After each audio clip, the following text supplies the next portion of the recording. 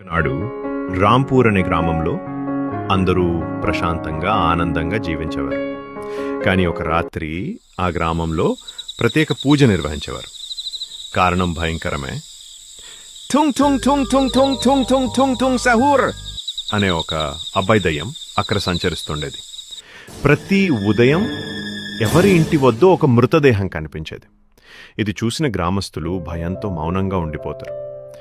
కానీ మరుసటి ఉదయం కూడా అదే విధంగా మరో ఇంటి వద్ద మృతదేహం దర్శనమిచ్చింది. ఒక రాత్రి ఊహించని సంఘటన జరిగింది.